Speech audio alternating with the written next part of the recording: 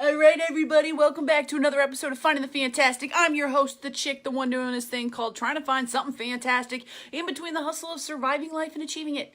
Yeah, sure, this is a motivational podcast and show, but at the same time, it's not, because we're all about breaking the stereotypes and breaking the norms. And I'm not gonna sit here and be like, look, work harder, look, want it more. I'm not gonna say all that, okay? What I'm gonna say is we're all out here just trying to survive life, just trying to do this thing, just trying to hustle and make it through. So I'm gonna say, don't give up. How about that one? Maybe that's a thing, or maybe you're doing great right now. Hang in there, okay? You got this. Anyways, I want to talk about Where the Wild Things Are. So anybody else, like, growing up, like, read the books Where the Wild Things Are? They were one of my absolute favorites. And then the movie came out, and I was like, yes, Where the Wild Things Are. So basically, Where the Wild Things Are is a place of imagination for this kid named Max. And he goes and, like, he has a hard time making friends, and he goes to where the wild things are and are, like, all his favorite friends. And the gist of it is, it's just this awesome place of acceptance and creativity and imagination. And, okay, here's the thing. I feel like my entire adult life is literally trying to not forget where to find the wild things, okay? Like, okay, and I know it's gonna sound, like, redonkulous, but... like, I think, like, every kid is born knowing where the wild things are. We're, like, all born with the concept of being creative and free and just going for it. And as we get older, it, like, slowly slips away. And then we hit age 18, and it's like, all of a sudden, we forget where to find the wild things. We forget where the wild things are. And we're, like, so consumed with being a stereotype and so consumed with peer pressure and consumed with how we're supposed to be and supposed to act that we totally forget about creativity, imagination, and just a free, like, really cool zone. And so, like, I think, like, my entire life is this fear that I'll forget that, or that I'll stop working for that. I'll stop working to be creative and imaginative and going for things that seem impossible.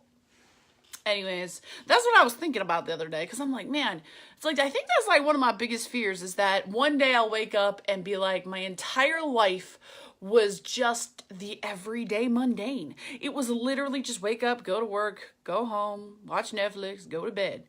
No, man, that's not how it should be. That's not how it should be. I mean, Finding Fantastic is literally finding where the wild things are. Like, I think as adults, we need to remember where the wild things are. And no big deal, I've actually drawn a map. So I'm going to get that map, like, drawn out and share it with everybody. But I think to find where the wild things are, we have to start breaking some stereotypes and stop relying on the way we look, the way we act, the way we feel, how life tells us we should look and act and feel.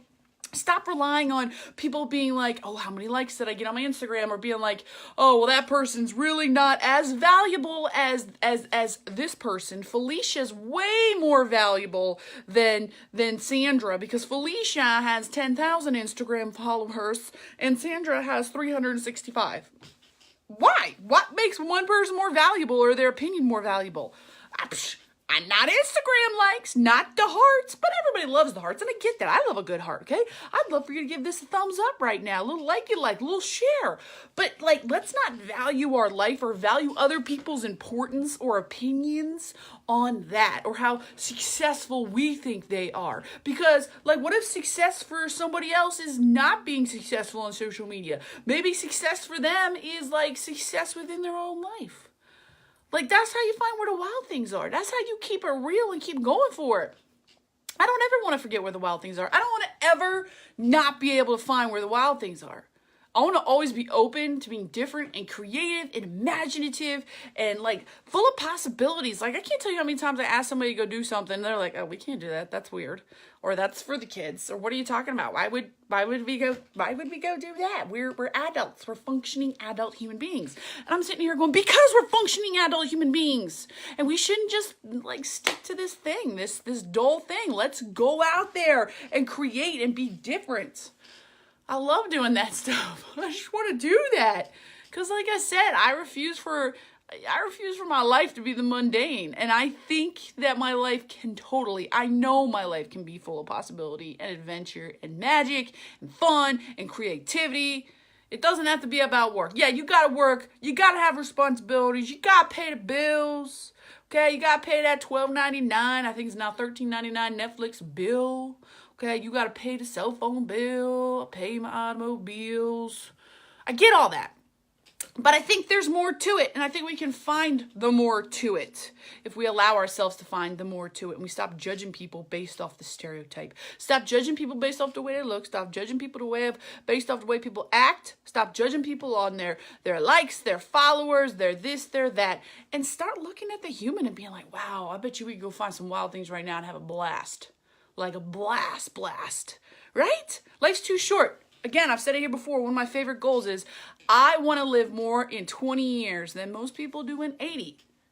Most people just want to live long. I don't want to live long if it means sacrificing knowing where the wild things are. I don't want to live long if it means giving up the possibility of creation and imagination.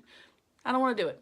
I'd rather have a short life full of wondrous things and living my life to the fullest. So anyways, share the podcast. This is Fun and Fantastic. For those of you who bought the merch, it's coming out next week. I got a little merch in here right now. I got a little hattie hat with the little headphones, little shirt. Your merch is coming next week. We about to do some cool stuff with it. But for real, if you like what you hear, like it, share it, pass it along, okay? Let's start changing the vibe around this thing called the planet. Okay? Okay, Pumpkin, I gotta go.